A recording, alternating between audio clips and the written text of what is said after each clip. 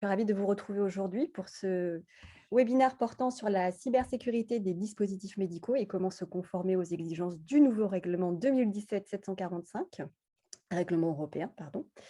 Donc, ce webinaire nous sera présenté par David Doquier, qui donc appartient à la société, enfin, qui travaille pour la société Fidens, qui est consultant senior en cybersécurité, et du côté de MD101, Cyril Michaud, donc consultant logiciel, dispositif médical.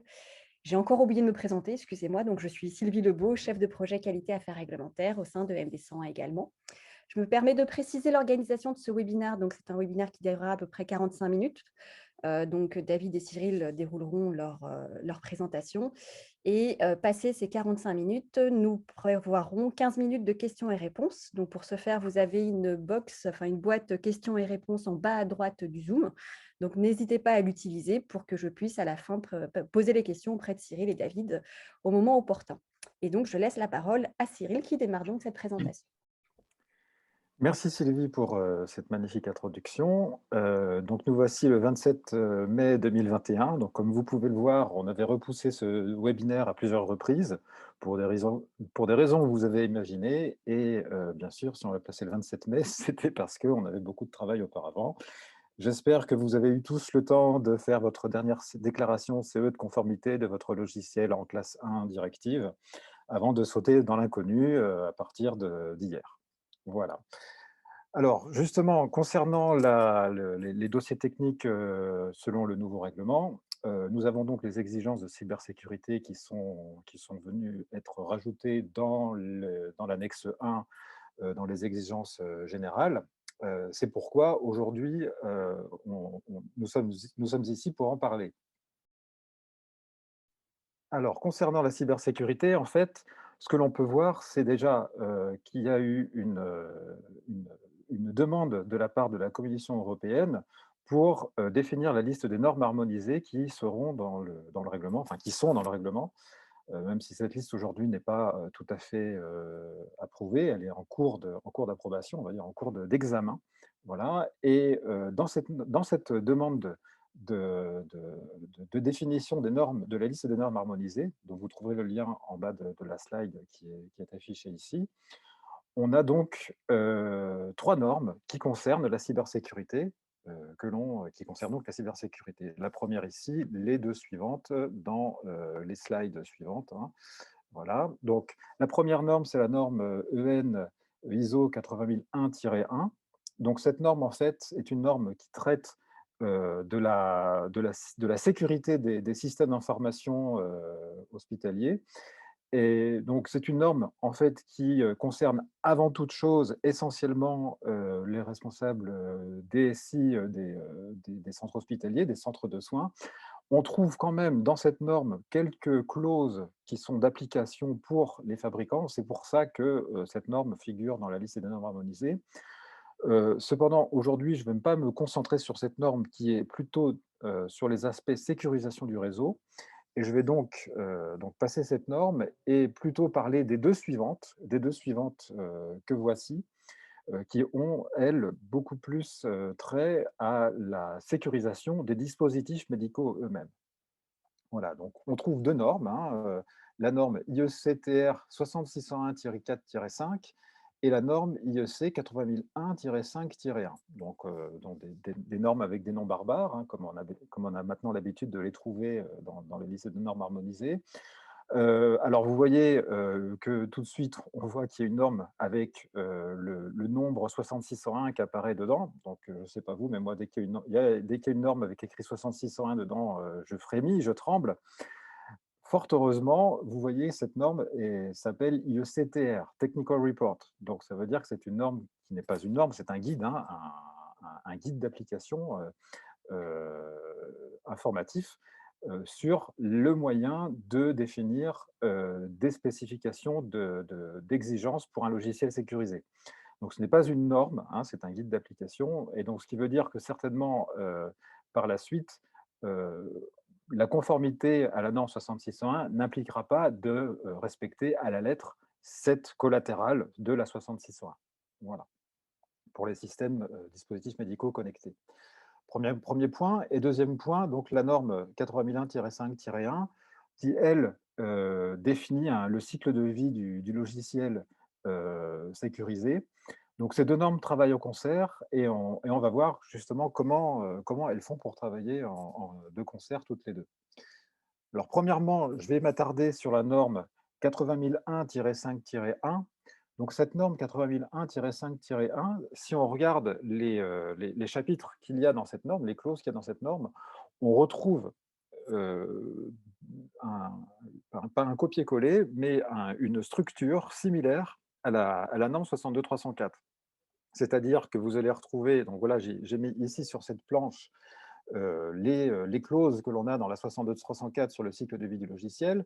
Donc, la clause 5, développement, la clause 6, maintenance du logiciel, avec ici la pointe de la flèche, ici, vous imaginez que c'est la mise sur le marché du produit qui contient le logiciel. La clause 7 sur la gestion des risques logiciels, clause 8 sur la gestion de configuration et clause 9 sur la résolution des problèmes. Donc ça, c'est le chapitrage de la 62304 avec les 6 processus qui sont définis dans la 62304.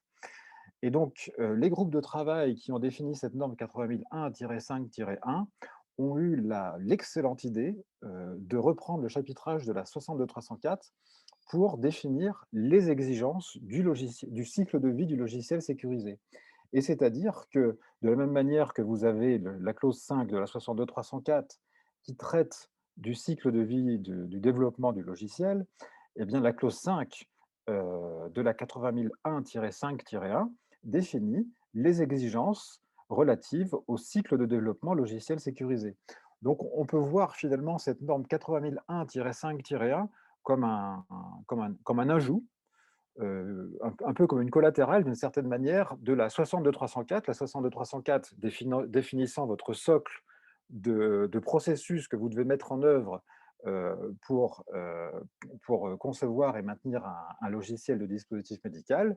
Et finalement, la 801-5-1 arrive par-dessus la 62304 en venant ajouter des exigences supplémentaires relatives à chaque étape du cycle de vie du logiciel. Donc, en premier lieu, toute la partie cycle de développement du logiciel sécurisé, qui va être abordée de manière plus précise par David. De la même manière, sur la partie maintenance du logiciel, on va retrouver donc, des exigences supplémentaires concernant la gestion des retours d'informations clients, la gestion des retours terrain, des réclamations clients, qui sont relatives à des problèmes de sécurité qui auraient pu être identifiés sur le terrain. Première chose. Deuxièmement, bien évidemment, de la même qu'on a la surveillance des soupes dans la 62304, de la même manière, la 80001-5-1 nous rajoute aussi la surveillance des soupes, mais d'un point de vue vulnérabilité dans les soupes. On a de la même manière, pour tout ce qui va être résolution de problèmes, bugs et évolution, on doit inclure dans notre résolution de problèmes la gestion des issues de sécurité. Et puis finalement, le dernier point, mais pas des moindres, c'est la partie gestion des risques du logiciel. Eh bien, la 80001-5-1, bien sûr, nous rappelle qu'on doit appliquer l'ISO 14971 pour la gestion des risques, mais vient rajouter des exigences supplémentaires pour prendre en compte les situations dangereuses dans le logiciel qui seraient liées à des vulnérabilités de ce logiciel. Voilà. Donc donc, pour résumer, hein, la 8001-5-1 vient vraiment comme un ensemble d'exigences supplémentaires permettant de développer un logiciel sécurisé, un logiciel de dispositif médical sécurisé. Donc voilà, 62304, c'est la base, quelque sorte. 80001-5-1, ce sont les exigences supplémentaires qu'il faut mettre en œuvre pour sécuriser un logiciel durant sa conception et après mise sur le marché. On continue avec la norme, le guide, norme guide 60601-4-5. Donc, je n'ai pas parlé de classe de sécurité de logiciel dans la 80001-5-1. Et pour cause, parce que c'est un concept que l'on ne trouve que dans la 62304. Et finalement, la 80001-5-1 nous dit reportez-vous sur la 6601-5 pour définir le niveau de risque cyber de votre logiciel. Donc, ce niveau de risque cyber de votre logiciel, un nouveau concept, hein, qui est différent de la classe de sécurité du logiciel que l'on a dans la 62304.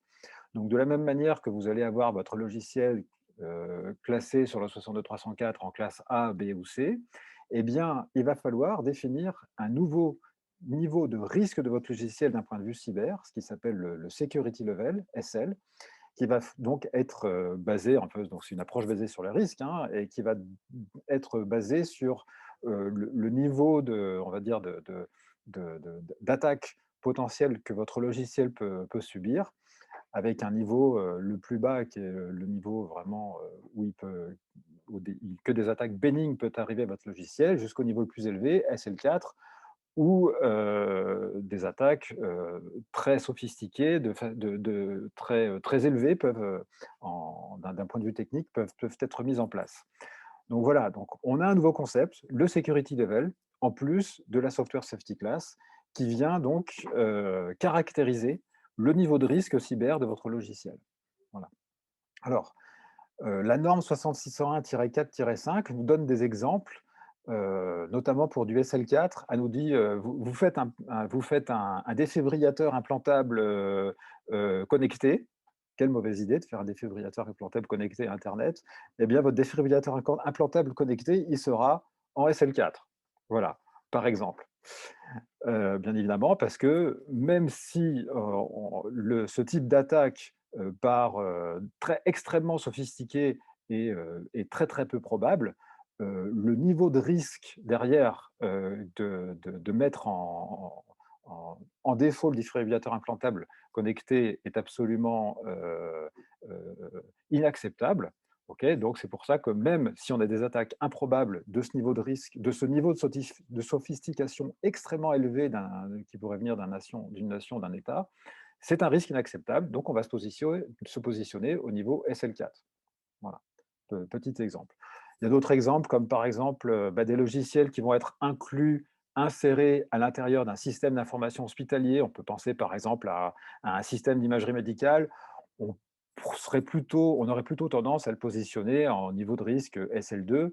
SL1, c'est peut-être un peu exagéré, voilà, mais bon, on va se dire, OK, c'est un système d'imagerie médicale, va être à l'intérieur d'un système plus lui-même déjà sécurisé, à l'intérieur d'un système d'information hospitalier, donc on va plutôt se mettre en niveau SL2 pour un système d'imagerie médicale. Voilà, bon, c'est les deux exemples que je cite, mais bien évidemment, finalement, la détermination de ce SL, c'est une approche basée sur le risque pour déterminer en effet à quel niveau on va se positionner en fonction euh, de l'indication d'utilisation du dispositif, enfin, d'une manière générale. Bon, ça c'est un concept très haut niveau, et pour raffiner cette indication d'utilisation, c'est en fonction de l'environnement technique dans lequel ce dispositif va s'insérer.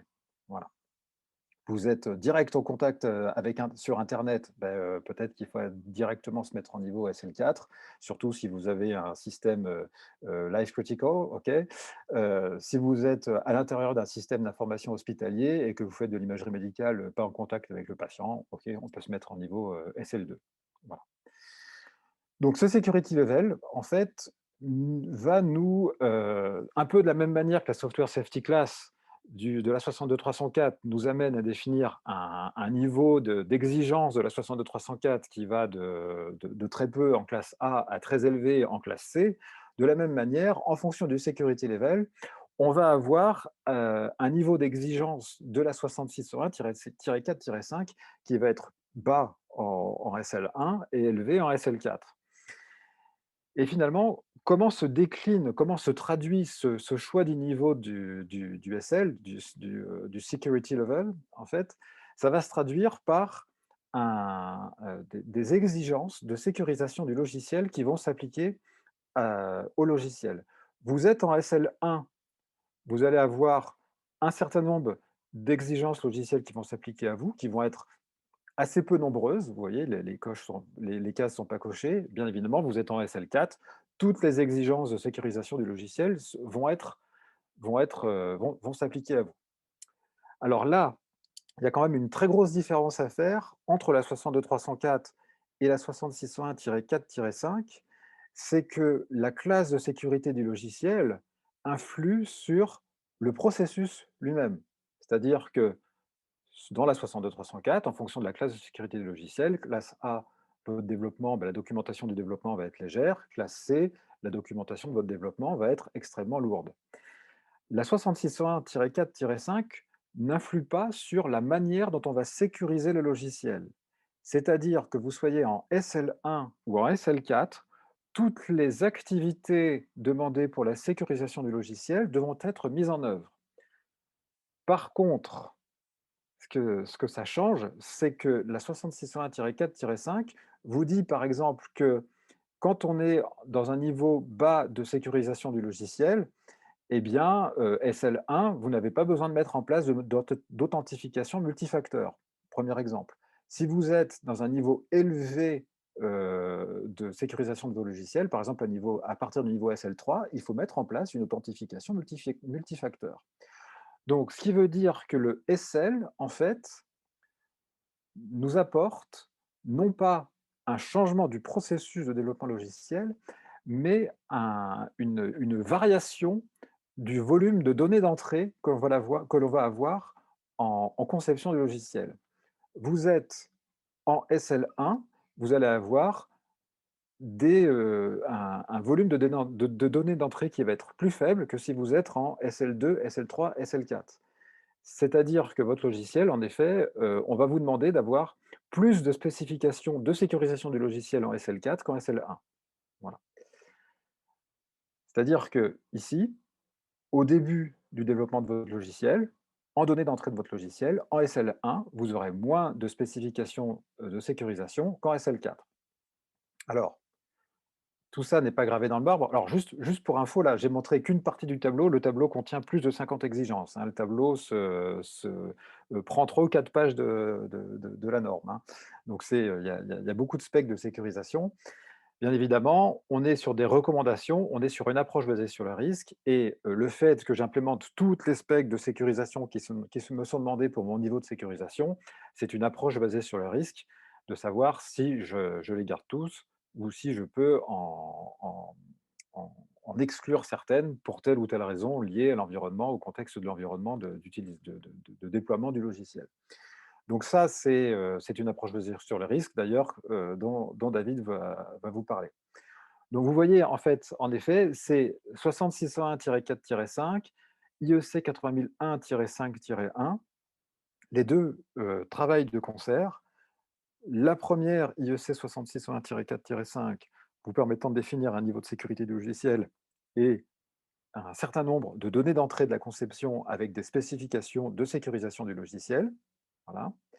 Et la 80001-5-1 va donc vous définir les exigences, les processus, activités et tâches à faire en sus de la 62304 pour développer et maintenir en conditions opérationnelles un logiciel sécurisé. Voilà comment travaillent ces deux normes-là. Donc, c'est en effet, un pour, pour le dire, un peu de façon un peu triviale, c'est quand même une charge de travail qui va s'imposer à nous, pour le développement des logiciels en respectant, pour être conforme aux exigences du MDR. Ça va nous faire quand même une grosse charge de travail.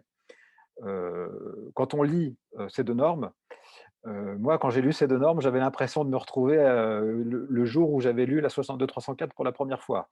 Voilà, hein, le jour où j'ai lu la 80001-5-1 pour la première fois, j'avais l'impression de lire la 62304 pour la première fois.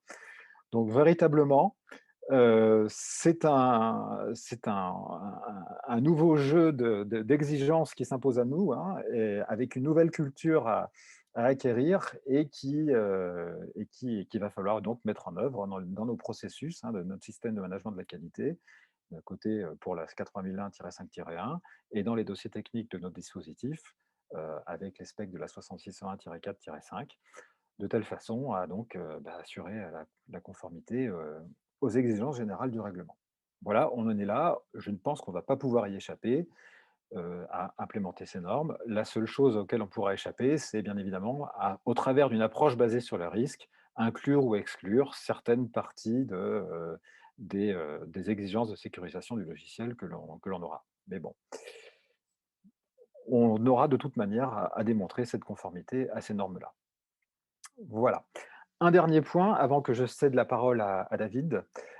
Sur ces 2 normes-là, 8001-5-1, 6601-4-5, les 2 définissent, un certain nombre d'exigences, un bon paquet, hein, d'exigences qui ne sont pas forcément applicables à tous les logiciels, mais bon, ils ont prévu beaucoup de cas, hein, c'est pour ça qu'il y en a, un certain nombre d'exigences concernant les informations à mettre dans la documentation d'accompagnement, des dispositifs, que ce soit des logiciels embarqués ou des logiciels purs, hein, concernant l'installation des logiciels, les opérations de routine à faire, d'administration, de maintenance du logiciel, la sécurisation du logiciel, l'environnement dans lequel ces logiciels doivent être déployés.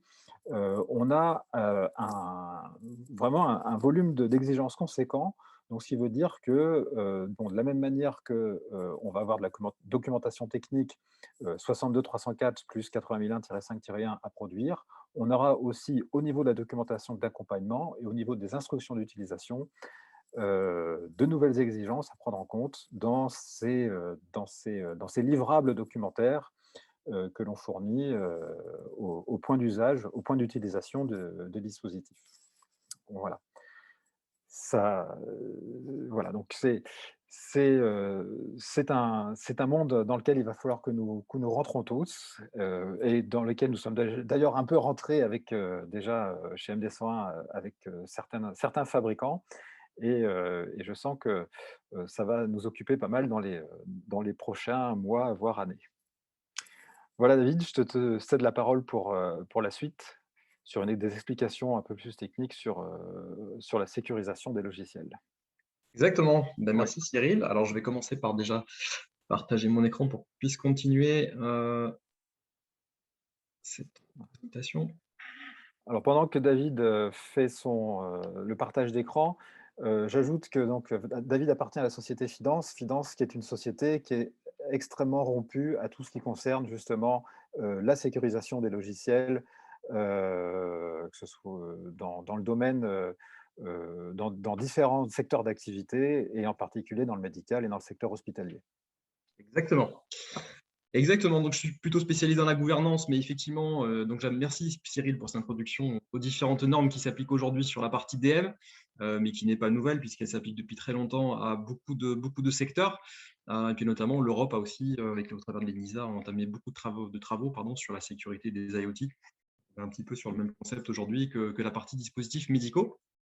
Donc, on va essayer de décliner un petit peu ce que tu nous as expliqué sur cette partie nouvelle réglementation applicable au DM, et vraiment d'un point de vue, qu'est-ce que ça signifie concrètement, cette sécurité et cette notion de security by design qu'on prône très largement dans la partie RGPD et qu'on retrouve du coup, dans ces différentes normes. Alors du coup, qu'est-ce que déjà le secure by design, security by design, security by default, hein, ces thématiques, ces logiques sont les mêmes, hein, c'est comment est-ce qu'on intègre finalement la sécurité from scratch dans le produit, en prenant en considération, au travers de l'analyse de risque, effectivement, quelles sont les problématiques de sécurité auxquelles mon produit sera confronté pendant sa vie. Donc globalement, comment est-ce qu'on développe un dispositif médical, hein, c'est la même chose que l'ensemble des logiciels du marché ou des produits du marché. C'est primo, qu'est-ce qu'on fait? On recueille des besoins métiers, on les traduit en spécifications fonctionnelles, techniques, etc. Puis on définit une architecture logicielle, une architecture technique sur lesquelles va se reposer mon dispositif médical. Ensuite, qu'est-ce que je fais? Finalement, je développe mon produit.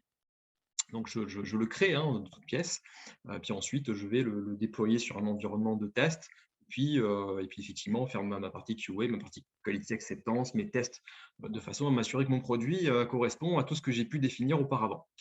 Voilà. Et puis enfin, on va déployer, c'est ce que tu disais tout à l'heure, on va déployer ce système, le déploiement, la livraison du produit chez un client, son installation sur un environnement, une architecture d'exécution, ce que j'appelle, dans un écosystème donné qui n'est pas toujours du coup maîtrisé, surtout sur des produits type DM qui sont on-prem chez les clients, on ne maîtrise pas l'environnement d'exécution, à contrario d'un système cloud sur le SaaS, sur lequel on maîtrise parfaitement l'environnement d'exécution. Donc voilà, globalement, on va expliquer un petit peu les grands concepts que tout le monde connaît sur comment on développe un produit. Et finalement, pour en arriver à cette slide où on va faire le constat que les failles de sécurité, finalement, on va les retrouver sur toutes les étapes de la conception du produit. Alors déjà, partons par la base, les spécifications de sécurité. Effectivement, lorsqu'on fait des spécifications métiers, il faut y intégrer des spécifications de sécurité, entre guillemets. Est-ce que j'ai nécessité de m'authentifier sur l'application? Est-ce que j'ai nécessité de protéger les données de façon un peu plus précise, donc en mettant du chiffrement? Est-ce que j'ai besoin de signer numériquement certaines informations ou certaines actions pour avoir de l'imputabilité, s'assurer que les actions ont bien été faites par telle ou telle personne? Donc, c'est ce qu'on appelle des spécifications de sécurité. Et donc, on intègre ça finalement dans le cycle de conception du produit. Ensuite, on va retrouver la partie architecture logicielle. Donc, c'est la définition de l'architecture logicielle sécurisée, avec notamment, on peut parler de communication entre les modules. Alors, on abandonne de plus en plus ces anciennes architectures monolithiques qu'on a connues et qui continuent à persister aujourd'hui. Dans les années 90, pour arriver aujourd'hui, il y a des solutions SaaS, des solutions Docker, sur lesquelles, effectivement, on travaille beaucoup en modules, sur lesquels on va venir intégrer une couche de sécurité sur l'architecture logicielle. Ensuite, on va voir vraiment la sécurité dans les phases de développement du produit. On va retrouver la sécurité du code source et des composants qui vont être intégrés. Donc, c'est la manière dont je vais coder, dont les développeurs, finalement, vont cracher du code source et vont finalement mettre en musique mes spécifications fonctionnelles. Ensuite, j'ai le design de l'architecture technique. Donc là, c'est vraiment comment je vais définir cette architecture technique, quels sont les différents serveurs que je vais mettre en musique, serveurs de base de données, mes serveurs de traitement, serveurs de prestation, mes reverse proxy. Voilà, toute cette architecture technique sur lesquelles il peut y avoir des vulnérabilités conceptuelles parce que j'ai mal envisagé mon architecture technique, j'ai mal positionné mes serveurs, je n'ai pas mis assez de filtrage au niveau du réseau.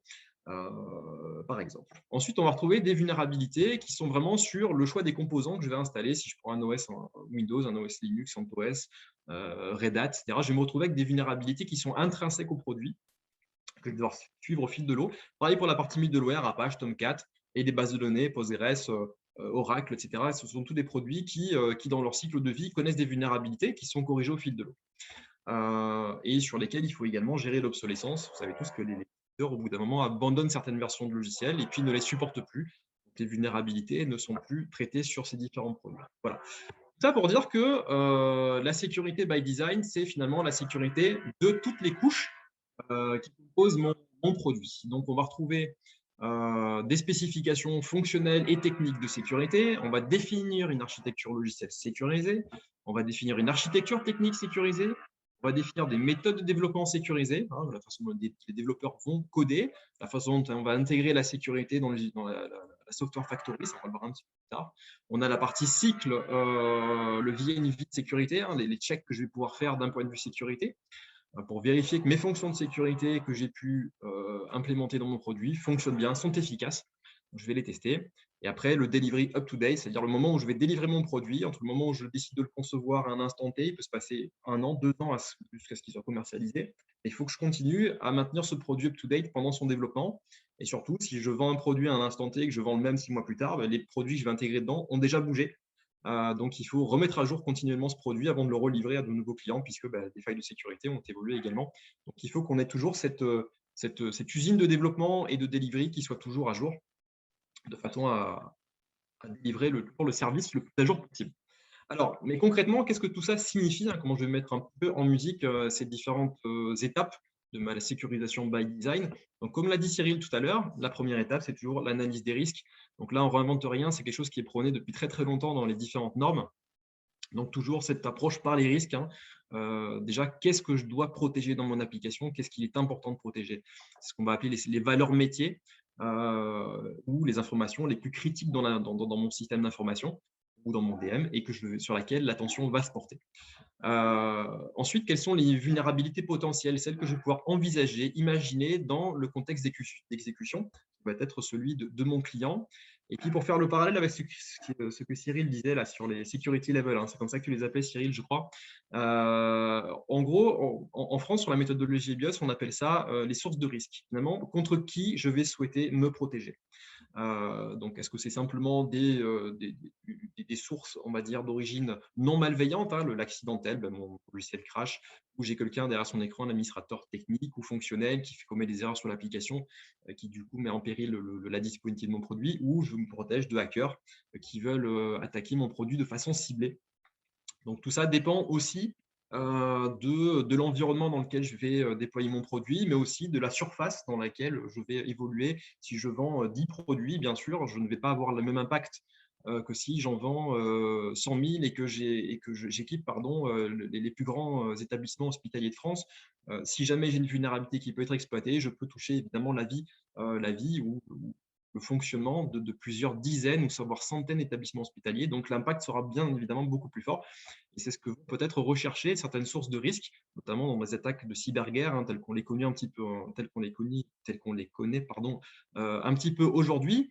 Ces attaques terroristes cyber, sur lesquelles, effectivement, si je veux porter atteinte à une nation, je vais, par exemple, m'attaquer aux hôpitaux. Et si j'ai une vulnérabilité qui est présente sur des dizaines d'établissements hospitaliers, parce que tous utilisent les mêmes DM, je vais effectivement mener quelque chose d'une attaque très, très large. Voilà. Donc, effectivement, le security level va augmenter. Voilà, donc de cette analyse de risque, bien sûr, on va en déduire des choix, comme le disait Cyril, qu'est-ce qu'on décide de traiter et de ne pas traiter. Donc, on va mettre en place un plan d'action et donc des fonctions de sécurité, à la fois au niveau du DM, des spécifications logicielles, mais aussi à la fois sur la partie architecture du logiciel, l'architecture logicielle, l'architecture technique, et puis après, derrière, son maintien en conditions de sécurité. Voilà. Donc, une fois qu'on a finalement défini tous ces prérequis qu'il va falloir implémenter dans mon produit, mais bien sûr, après, derrière, il faut le mettre en musique, d'accord? Donc, il faut définir cette architecture sécurisée, à la fois technique et à la fois logicielle. Il va falloir sélectionner des produits du marché qui sont bien sûr maintenus, sur lesquels on va trouver des pages de sécurité, on va les mettre en musique.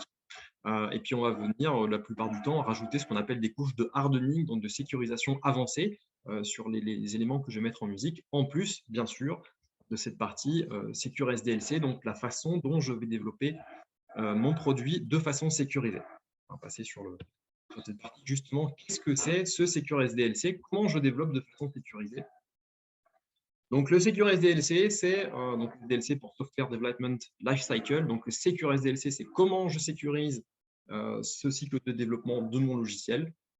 Donc, la première étape, bien sûr, comme dans toutes les normes de système de management, on retrouve cette formation et cette sensibilisation des acteurs qui vont participer au développement du produit. Donc, à partir du moment où les gens sont formés et sensibilisés aux bonnes pratiques de développement, elles vont bien sûr les mettre en exécution et du coup se prémunir by design de la majorité des risques qui exploitent des vulnérabilités qui se trouvent dans le code source directement du DM. Ensuite, on va sécuriser ce qu'on va appeler la software factory, notamment tout ce qui va être repository de source, tels que GitLab, GitHub, etc., dans lesquels on va retrouver tout le code source de l'application qui peut bien sûr être volé, on l'a vu voler ou attaqué pour faire une attaque de type supply chain. Vous l'avez tous vu avec ce qui s'est passé récemment avec SolarWinds, où effectivement, une attaque sur le Git a permis d'attaquer derrière de nombreux établissements, notamment aux États-Unis, puisque si je modifie le code source, j'introduis du code qui est malveillant, celui-ci va être compilé, va se retrouver dans votre logiciel qui va être in fine installé chez vos clients. Donc, on va se retrouver avec une faille de sécurité volontairement embarquée. Donc, on va sécuriser cette software factory et ensuite, on va bien sûr intégrer la sécurité du développement dans tout ce qui est CI/CD, donc développement et intégration continue, d'accord, avec des produits de sécurité spécifiques qui vont faire de l'analyse de code statique, ce qu'on appelle SAST, qui vont analyser statistiquement, le code source que vous allez crasher, et puis du coup générer des alertes de sécurité qui peuvent être bloquantes dans la phase de build de l'application, en disant tant que les failles de sécurité ne sont pas corrigées, le produit ne peut pas être compilé. Donc ça nous oblige à corriger les failles de sécurité pour ensuite passer sur un deuxième produit, un DAST, cette fois c'est l'analyse dynamique du produit qui va du coup aller regarder les différents composants, les différents OS, middleware, dépendances également du produit pour regarder s'il n'y a pas des vulnérabilités qui sont déclarées, des CVE, avec des failles de sécurité qui existent déjà. Voilà, tout ça pour éviter qu'effectivement on mette en production un produit sur lequel il y a déjà des vulnérabilités avant de le mettre en prod. Et ensuite, c'est la partie Security Testing Strategy où effectivement, on vient, en plus de la recette classique telle que vous la connaissez, mettre en place un cahier de recettes sécurité sur lequel on va faire des tests effectivement pour vérifier que les données en base de données sont bien chiffrées, que les mots de passe dans les bases sont bien hachés avec la méthodologie qui va bien, que si on a des fonctionnalités de signature, qu'elles sont faites, si on a des logs à avoir, que ces logs sont bien sur un puits de log sécurisé avec le bon niveau de verbosité. Voilà. Donc ça, c'est ce qu'on appelle globalement la sécurité SDLC, c'est comment je vais mettre en place toute cette cybersécurité dans le développement de mon produit. Mais voilà, donc on en arrive à l'étape où Cyril disait, ben là finalement c'est la jonction, j'ai fini de développer et je vais livrer mon produit pour qu'il soit installé.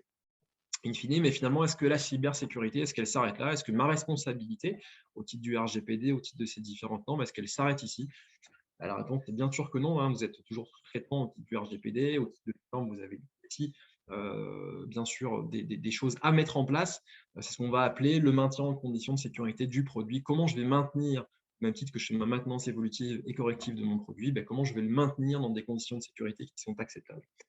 Donc, pour ce faire, on va mettre en place déjà une veille sécurité. Donc, il est important que déjà, ça soit une problématique d'entreprise, cybersécurité, qu'elle soit entendue en tant que telle. Donc, en mettre en place une veille sécurité, c'est-à-dire mettre en place des canaux de communication pour avoir les inputs nécessaires au sein de l'organisation pour savoir que tel ou tel produit que j'ai intégré est vulnérable ou que effectivement les méthodologies de travail sur Java, sur .NET, etc., ont évolué. Les produits du marché aussi qui permettent de développer mes IDE, mes Git, mes Vault que je peux mettre en musique, etc., ont évolué avec des technos qui ont évolué aussi. Donc, c'est ce qu'on appelle la veille sécurité pour rentrer dans une démarche d'amélioration continue. Ensuite, c'est aussi superviser ces produits. Vous faites tous du support sur les DM que vous vendez, très vraisemblablement. Et donc, il y a cette nécessité également de superviser vos produits, notamment dans le respect des SLA. Alors, si vous avez des engagements de disponibilité, peut-être, mais aussi on retrouve des engagements de type garantie de temps d'intervention, des GTR, de temps d'établissement sur les tickets. Vous avez nécessité de mettre en place des choses pour avoir finalement du reporting sur le comportement de votre application, ce qui vous permettra aussi de qualifier ou de recenser peut-être des prémices de dysfonctionnement qui sont peut-être des dysfonctionnements liés à une cyberattaque. Voilà. Donc, cette partie supervision, elle est également indispensable. Sur le maintien en conditions de sécurité, au-delà de supprimer l'obsolescence, c'est surtout la prévoir. Hein, comme j'ai dit au début tout à l'heure, on utilise des langages, on utilise des progiciels, on utilise des bibliothèques qui, à un moment donné, ne sont plus maintenues par les éditeurs. Forcément, du coup, les correctifs, les pages de sécurité ne sortent plus versus les vulnérabilités qui sont découvertes. Donc, ces logiciels, il faut les supprimer. Il faut passer sur des versions qui sont soutenues, qui sont supportées par les éditeurs et pour lesquelles on a toujours des pages de sécurité, bien entendu. De là, on peut effectivement mettre en place une gestion efficace des incidents de sécurité, c'est-à-dire globalement, on va faire le check au travers de la mise en place de la veille sécurité. Si j'ai des composants qui sont vulnérables, je vais recevoir des alertes de sécurité, de failles qui sont publiées par les éditeurs et pour lesquelles des patchs sont sortis. Donc, il va falloir du coup ressortir de nouvelles versions de mon logiciel qui va intégrer du coup des nouvelles mises à jour sur mes dépendances de mon soft, mes nouvelles versions de middleware, de base de données, de bibliothèques, etc., qui vont être mises à jour parce qu'elles corrigent elles-mêmes des failles de sécurité. Mais je peux aussi avoir des alertes de sécurité de type zero day, ça veut dire que les éditeurs n'ont pas encore fourni de patch de sécurité. Et là, pour le coup, c'est à vous d'analyser la situation en mode urgence et de se dire, voilà, est-ce que mon logiciel, finalement, est-ce qu'il est vulnérable à cette faille zero day, hein, donc la faille vient d'être découverte, les éditeurs n'ont pas pu patcher. Donc, il faut que peut-être vous posiez des solutions de mitigation si vous constatez effectivement que votre logiciel est impacté ou pas. Voilà. Et après, la dernière étape, effectivement, de ce maintien en condition de sécurité, c'est toujours effectivement d'établir des canaux de communication avec les instances de sécurité des établissements hospitaliers pour avoir quelqu'un, un référent en interne avec lequel pouvoir communiquer de façon positive ou négative, hein, c'est-à-dire effectivement, on met des pages de sécurité, ça va dans le bon sens de la sécurité, c'est l'amélioration continue, donc on le prône. Hein, on sort de plus en plus de la sécurité par l'obscurantisme. Microsoft ne se cache pas effectivement de sortir des pages de sécurité tous les mardis et ça pose problème à personne. Donc, c'est plutôt un bon signe que de prendre la sécurité à bras-le-corps et de se dire, voilà, c'est une problématique que je traite, sur laquelle j'avance. Effectivement, je diffuse des pages de sécurité. Donc, voilà, c'est quelque chose de positif ou de négatif. Attention, je sais que je suis vulnérable. Pour l'instant, il faut que je sorte quelque chose. Mais en tout cas, je vous alerte, je communique avec vous pour savoir dans quelles conditions mon soft est installé chez vous, est-ce qu'il est vulnérable ou pas. Donc, il faut aussi creuser en fonction du contexte d'exécution du produit, puisque c'est quelque chose que vous ne maîtrisez pas, les serveurs sur lesquels vous installez, la sécurité du réseau du client, la sécurité de ses postes de travail, vous ne le maîtrisez pas forcément. Et par contre, vous partagez aussi une partie du risque au titre de sous-traitant. Donc, il faut aussi analyser ces choses-là avec le client. Voilà, c'est ce qu'on appelle globalement le maintien en condition de sécurité. Donc, on a vu finalement que ce produit, ce security by design, en fait, c'est vraiment toute une logique de défense en profondeur. Hein, depuis, je code de façon sécurisée, je définis une architecture logicielle sécurisée, je définis une architecture technique sécurisée. Au moment où je délivre mon produit, il est à jour complètement de mes pages de sécurité, donc je sais qu'il est sécurisé au maximum de ce que je peux faire. Hein, c'est un peu le principe de due diligence, au maximum de ce que je peux faire. Et ensuite, une fois que je l'ai vendu, ma responsabilité ne s'arrête pas là, bien entendu, et j'ai une obligation de maintenir en condition de sécurité ce produit, donc d'avoir des process tels que vous avez sur la partie support, mais des process qui permettent d'assurer la sécurité de ce produit dans le temps, et donc d'aider finalement vos clients à se prémunir des risques qui vont les impacter eux dans leur vie quotidienne. C'est surtout ça qu'il faut retenir. Voilà. Cyril, je vous rends la parole. Merci beaucoup, David. Merci, merci Cyril, merci David, tous les deux pour cette présentation qui est extrêmement claire. Et en effet, on voit la masse de travail qui nous attend sur ces nouvelles exigences cybersécurité en vue de la conformité au règlement 2017-745, règlement européen. Donc, mettons-nous en situation. Très clairement, une question qui est plutôt orientée pour Cyril. Est-ce que jusqu'à présent, tu as eu des retours d'expérience d'évaluation des organismes notifiés par rapport à ces nouvelles exigences cybersécurité, par rapport à la conformité au règlement? C'est un peu tôt, mais bon, peut-être. Alors, j'ai pu voir des exigences relatives à la cybersécurité mises en place par un fabricant d'implants actifs, voilà, de dispositifs implantables actifs. Donc moi, c'est ce que j'appelle le sommet de la pyramide en matière de dispositifs médicaux. Donc, en effet, un fabricant qui avait mis en place une analyse de risque cybersécurité très poussée, un cycle de développement qu'on va dire commence à être assez proche de ce qui est, de ce qui est demandé dans la norme, sans toutefois atteindre le niveau de la norme, parce que bon, la norme couvre couvre tout ce qu'il est possible de faire. Donc voilà, c'est pour ça. Ça, c'est du point de vue du fabricant. Voilà, j'ai vu au moins un fabricant faire ça. Ensuite, j'ai vu d'autres fabricants faire des choses, on va dire, de façon un peu plus rapide. Mais bon, c'est avec les moyens du bord finalement, parce que ce n'est pas forcément prévu dans les DM. Mais bon, avoir au moins des analyses de risque de sécurité qui soient, on va dire, d'un premier niveau. Voilà, mais après, derrière, avec des analyses de risque qui pouvaient se terminer sur des argumentaires plutôt que sur des mesures de conception. Voilà. Et puis après, donc au niveau des organismes notifiés, alors autant vous dire que chez les organismes notifiés français, pour l'instant, j'ai pas vu beaucoup de beaucoup de répondants sur ce sujet-là, même s'il y a je suis sûr qu'il y a au moins un auditeur qui sait bien faire ça de façon même très très bien, parce qu'il fait aussi de l'ISO 27001. Mais en effet, j'ai pas vu beaucoup de répondants encore chez les organismes notifiés français. Sinon, chez les organismes notifiés allemands, vous avez le TÜV Sud qui fait ça bien, voilà, qui a mis en place les moyens pour assurer un audit du point de vue des exigences de cybersécurité, voilà, mais qui a mis les moyens correctement pour auditer correctement les dossiers techniques.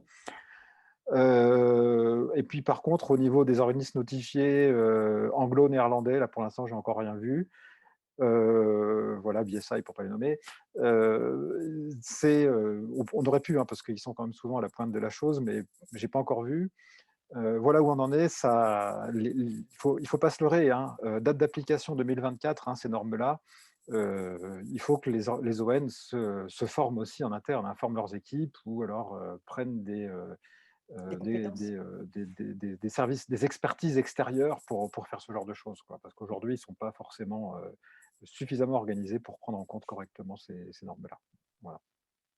David, quand Cyril nous parle d'analyse de risque, est-ce que vous avez des conseils justement sur une bonne méthodologie pour faire ces analyses de risque cybersécurité, des trucs et astuces? Je prends. Trucs et astuces, je ne les dévoile pas. Non. Chacun ses petits secrets. Voilà, exactement. Non, en France, la méthodologie d'analyse de risque promise par l'ANSSI, donc l'Agence nationale en sécurité, c'est la méthodologie EBIOS. Donc, on retrouve deux méthodologies aujourd'hui sur le marché. C'est la méthodologie EBIOS 2010 qui, en gros, fait un gap analysis versus les bonnes pratiques de sécurité. hein, c'est ce qu'il prônait. Et du coup, ça permet d'évaluer son produit par rapport à ce qu'il pourrait se faire sur le marché. On a la nouvelle méthodologie qui est en complément, qui s'appelle les BioCRM, qui, elle, du coup, est purement basée sur la menace malveillante. C'est-à-dire on considère son produit comme pouvant être hacké, pouvant être piraté en interne ou en externe. L'employé, le développeur qui est malveillant, qui va être soudoyé, mis sous pression, voilà, qui va pouvoir injecter du code. On va passer par la supply chain, donc quelles sont mes parties prenantes dans mon écosystème. Et si je fais appel à du développement externalisé, c'est pareil, hein, l'attaque peut provenir de là-bas.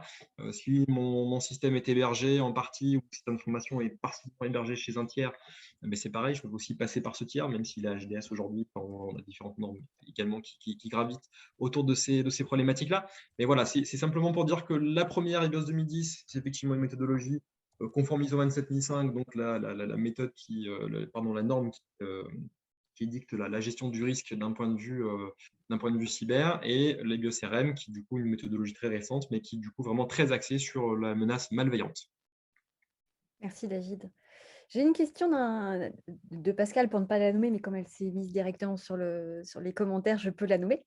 Donc Pascal s'interroge justement sur la particularité du développement des logiciels dispositifs médicaux dans la 62304 en mode agile, puisqu'on en a de plus en plus.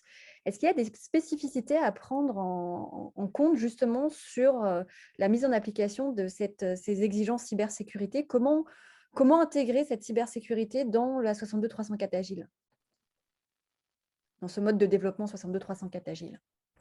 Je dirais naturellement, d'une certaine manière. By Non, design.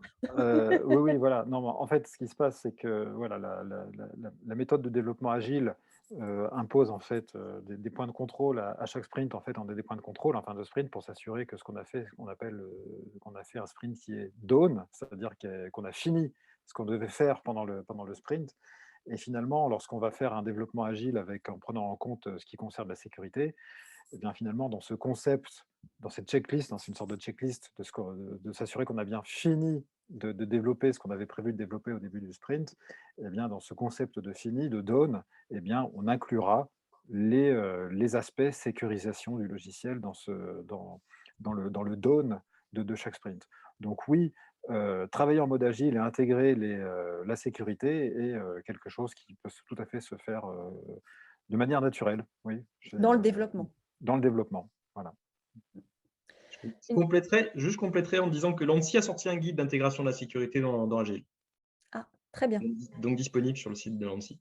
ANSSI, ANSSI, Agence nationale de la sécurité du système d'information.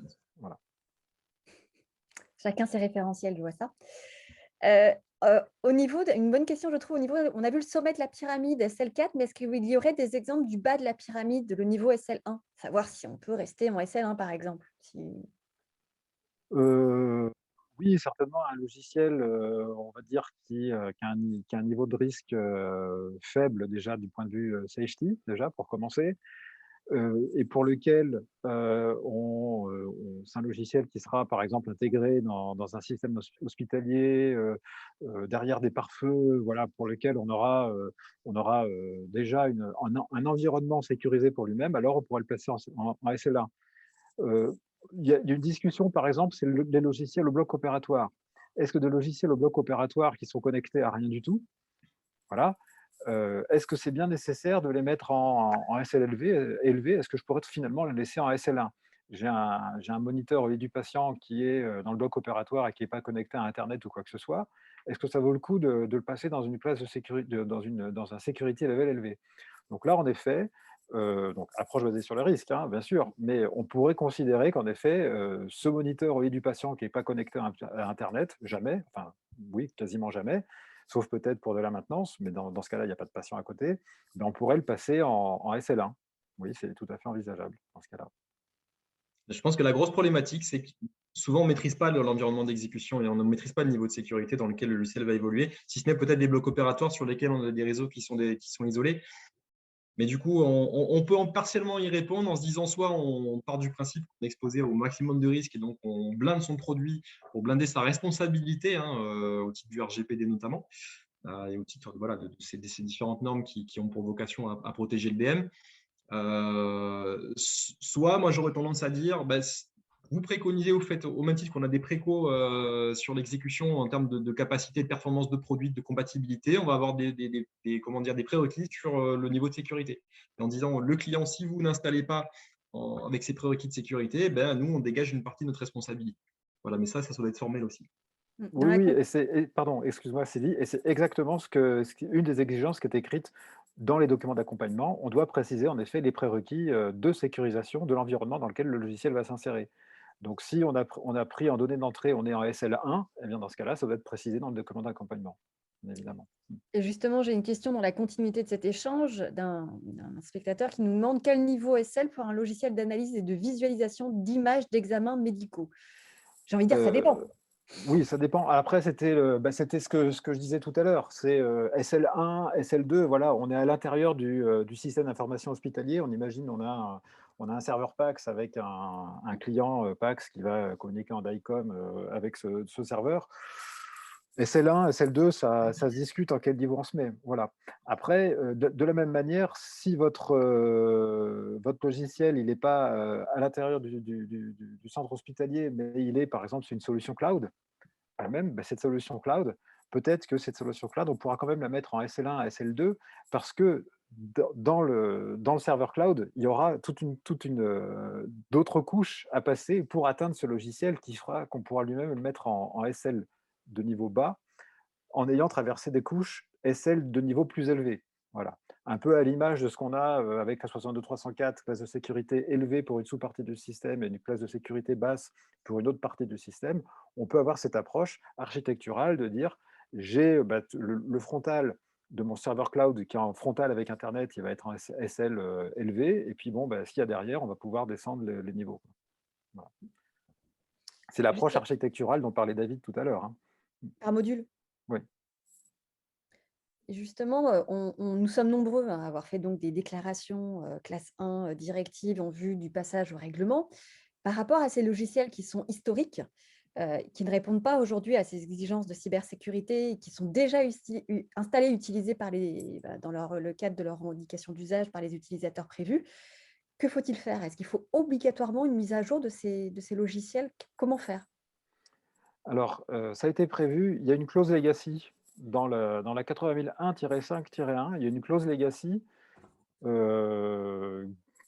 C'est un peu toujours de la même manière, hein, c'est approche basée sur les risques. Est-ce qu'il faut que sur mon logiciel legacy, je fasse des choses? Et après, alors, de mémoire, parce que je l'ai pas en tête exactement, mais dans cette clause legacy, on doit, en sortie de la clause, prévoir un plan d'action pour améliorer la sécurité de la sécurisation du logiciel quand même. Voilà. Mais bon, pour le dire de façon synthétique, il y a bien une clause legacy dans la 80001-5-1. Tu dis assurer, c'est garantir? C'est-à-dire que tu fais ton analyse legacy et derrière, tu dois argumenter? C'est ça, exactement. Pardon, je me permets de poser moi-même mes questions. Non, mais je complète. Moi, d'un point de vue RGPD, c'est une problématique que je rencontre très, très, très fréquemment. Alors, même en dehors du monde DM, hein, dès lors qu'on a vendu un produit il y a une dizaine d'années, et puis qu'aujourd'hui, on est rentré dans une logique de sécurisation des produits. On a des clients qui ne veulent pas débourser pour passer sur des versions plus récentes et du coup persistent et continuent à vivre avec des versions plus anciennes. Au titre du RGPD, la seule obligation pour moi que vous avez, enfin que les éditeurs de DM ont, c'est une obligation de conseil, de devoir et d'information. C'est-à-dire, c'est d'informer les clients que les versions qu'ils ont acquises par le passé ne sont plus sécurisées à l'état de l'art et présentent des risques importants pour leur activité. Donc après, ça, c'est déjà le premier devoir, à mon sens. Après, il faut effectivement, après, ça rentre dans des négociations commerciales, peut-être pour faire évoluer le produit vers des versions plus récentes qui sont mieux sécurisées. Mais voilà, après, je pense qu'il y a une partie commerciale qui est non négociable là-dedans aussi. Voilà. Et un logiciel certifié directive, en auto-certification ou certifié CE par un ON, de toute manière, aujourd'hui, ces exigences de sécurité n'existent pas. Donc, en effet, je pense que, comme David le dit très bien, c'est le devoir d'information, voilà, auquel on peut s'en tenir pour au moins avertir que le fabricant avertisse les utilisateurs hein, des risques existants avec ce logiciel-là. Mais souvent, après, comment ça se passe pour des logiciels qui sont, enfin, pour des dispositifs médicaux avec du logiciel embarqué et du logiciel pur, ça se traduit souvent par des mesures compensatoires, ce qu'on appelle les mesures compensatoires, comme par exemple mettre un firewall entre notre logiciel et puis le reste du réseau hospitalier. On a le cas, par exemple, hein, des échographes de chez Siemens qui tournent encore sous Windows XP. Voilà. Alors pourquoi tourne-t-il sous Windows XP? Parce que les cartes d'acquisition d'imagerie de ces échographes ont été validées avec Windows XP et changer d'OS, ça veut dire refaire une vie en vie. Ce que Siemens n'avait pas du tout envie de faire. Donc, en fait, on a aujourd'hui encore des échographes qui tournent avec Windows XP dans les centres hospitaliers. Et ce qu'a fait Siemens, c'est mettre en place des mesures compensatoires comme ça, donc faire en sorte que cet échographe soit derrière un mur, quoi, des protections qui évitent qu'il soit sujet à des attaques sur les vulnérabilités qui sont connues sur Windows, quoi. Voilà. Toujours par rapport à cette stratégie legacy, cette notion de legacy, comment faire? Parce que l'ON considère la soumission d'un dossier technique sous MDR comme une première soumission. Donc, dans le cadre des dispositifs classe 1 qui viendraient ensuite à être évalués en dispositifs de classe 2A, 2B, logiciel, etc. Comment justifier l'approche legacy dans ces cas-là où on a un premier dispositif médical à certifier? Oui, donc je prends en gros, un peu pour caricaturer, je prends mon dispositif d'aujourd'hui. OK, j'attends pas 2024, je fais quelques petites modifs dessus et puis je vais le certifier MDR parce que mes modifs vont au-delà du MDCG 2020 je sais plus combien. Voilà. Modification substantielle? Voilà, je fais une modification substantielle et du coup, j'ai une modification substantielle, mon logiciel, mon dispositif doit passer certifié MDR. Je pense qu'en effet, par rapport à ça, l'approche legacy va de toute façon commencer par faire une analyse de risque. Hein, on se rappelle bien que le premier objectif des audits de certification par les ON, c'est la sécurité et la performance, la sécurité patient. Hein. Donc là, ça va être au moins d'avoir inclus une analyse de risque cybersécurité dans le produit.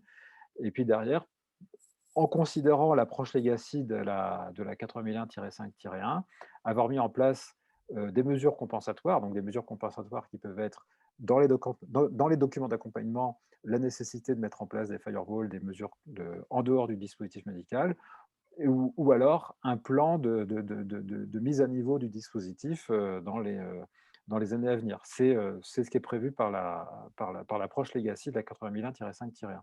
Donc oui, pour moi, cette approche legacy, on pourra s'en servir pour les ON.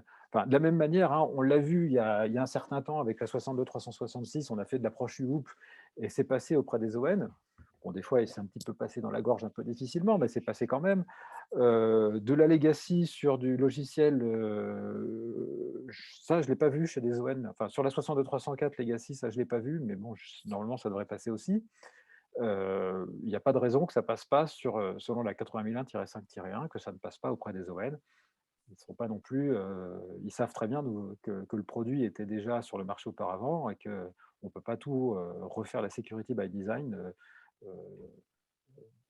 depuis le début, voilà, en repartant de zéro, quoi. C'est pas possible. Donc pour moi, ça me paraît logique de vous revendiquer une approche legacy, bien sûr, bien évidemment, en respectant les clauses legacy de la 8001-5-1. Voilà. Merci.